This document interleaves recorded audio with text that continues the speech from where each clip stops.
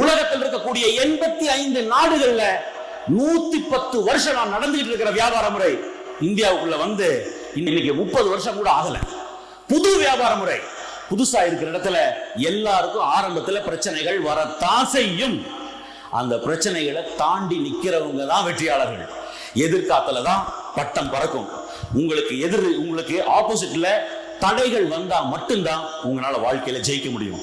தடைகள் உங்க தொழில உங்களுக்கு இருக்கு அப்படின்னு நீங்க நினைச்சீங்க அப்படின்னா டிரான்ஸ் இந்தியா வாய்ப்புல உங்க அனைவருடைய வெற்றியும் உறுதி. எப்ப தெரியுமா? அந்த தடைகளை எதிர்த்து நிக்க நீங்க தயார் ஆனீங்கன்னா.